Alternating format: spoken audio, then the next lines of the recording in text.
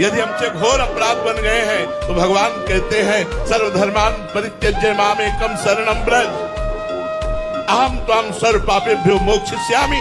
मां सुचा मैं तुम्हें माफ कर दूंगा। जब राष्ट्रपति माफ कर देगा तो सुप्रीम कोर्ट के द्वारा पास हुई फांसी भी टल जाएगी। ऐसे ही हमारे जितने कर्म हमको दंड देने के लिए तैयार हैं, यदि हम भगवान की शरण में हुए और भगवान का नाम जप किए, भगवान की आरती पूजा किए, भगवान के भक्तों का संग किए, तो निश्चित सर्व पाप नष्ट हो जाएंगे, हमारा मंगल हो जाएगा और हमारा दुख नहीं भोगना पड़ेगा। के द्वारा भगवान ने करा वो मुकुट पहन लिया और शिकार खेलने के लिए निकले। कलयुग था, अधर्म के द्वारा कमाए हुए स्वर्ण धन पर उसका अधिकार दिया था परीक्षित ने। बैठ गया खोपड़ी में। ऋषि के आश्रम में गए और कहा प्यास लगी है, और वो समाधिस्थ थे। स्थूल शरीर का बिल्कुल ज्ञान नहीं था। इंद्रियां परमात्मा में स्थित थी, इसलिए न सुनाई दिया न कोई संकेत, क्योंकि शून्य आकार होती। उन्होंने समझा कि शायद देखो संशय हो रहा है, ये कलयुग का प्रभाव, शायद मुझे देख करके आंख मूंद ली, कौन राजाओं से बात करे ऐसा। तो एक बाहर निकले, देखा मरा हुआ सर्प पड़ा था, उसको ऐसे धनुष की उससे नोक से उठाया और ऋषि के गले में डाल दिया। कभी अपराध नहीं किया था। देखो कलयुग ने ऐसा भयंकर अपमान, किसी ब्रह्म चिंतन में तन्मय महापुरुष के साथ ऐसे खिलवाड़, ऐसा अपराध। और जब गए वापस और मुकुट उतार के रखा, तब जैसे नशा उतर गया।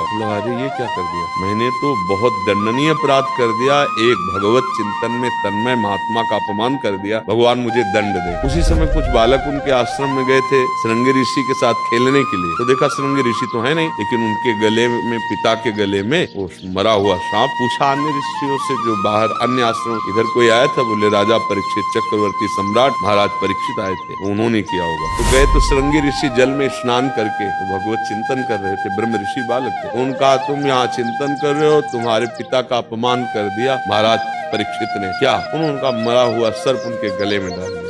इतनी अभद्रता राजमद में, ये नहीं जानते ऋषियों की सामर्थ्य। ऐसे जल उठाया और कहा मैं शाप देता हूँ, आज के 7वें दिन भयानक विषधारी तक्षक नाग आएगा और परीक्षित को काटेगा, उसकी मृत्यु हो जाएगी, मैं दंड देता हूँ। अब आप विचार कीजिए, एक धर्मात्मा महापुरुष, परम धर्म से चलने वाले, जरा देर के लिए मुकुट धारण किया उसका, तो कलयुग बैठ करके देखो क्या करवा। और यहाँ अपने लोग क्या क्या कर रहे हैं, पापाचरण। अब कह दो कि वो तो शास्त्रों में लिखा है, तो देखो जब कानून में फंसोगे ना, तो जो संविधान बनाया गया है वो आपको दंड देगा।